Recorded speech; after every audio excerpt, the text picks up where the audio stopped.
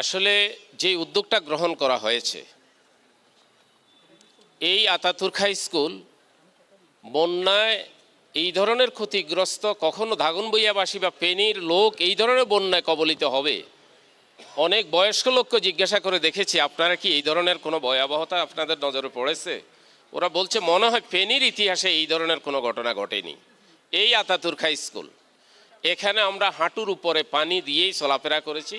এখানে বন্যায় যারা নিজেদের বাড়িঘর ডুবে গেছে, এখানে তাদেরকে থাকার জায়গা দিয়েছি। প্রায় 350 মতো লোক এই স্কুলে আশ্রয় নিয়েছিল।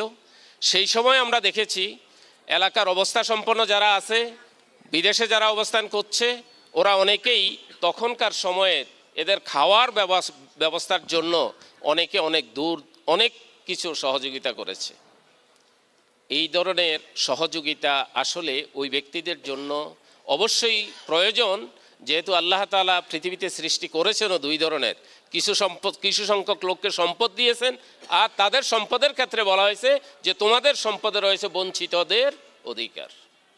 তারই বাস্তবায়নের জন্যই আমেরিকার প্রবাসীরা আজ আপনাদেরকে যেই পুনর্বাসনের জন্য যে ত্রাণ সামগ্রী তারা প্রদান করছে, আপনারা কি খুশি এটা পেয়ে? তাহলে এই খুশি, ওরাও খুশি হয়ে আপনাদেরকে দিয়েছে, আপনারা খুশি হয়ে নিয়েছেন। রাদিয়াল্লাহু আনহুম ওয়া রাদু আনহু, যেই ক্ষেত্রে আল্লাহ তাআলা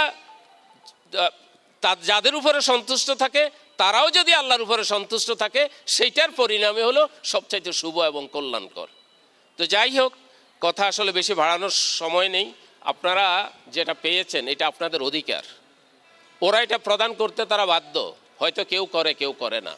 এটা আপনারা পেয়েছেন, যে এতে করে এই কথা মনে রাখবেন যে আমরা আমাদের অধিকারটা পেয়েছি।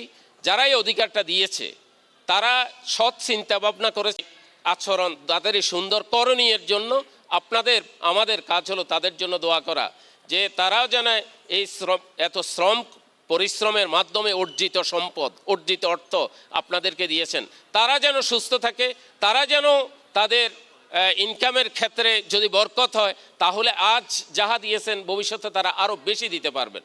আর আমরা যারা পেয়েছি, ফাজকুরুনি আযকুরুকুম, যদি আল্লাহকে স্মরণ করা হয় আল্লাহও স্মরণ করে।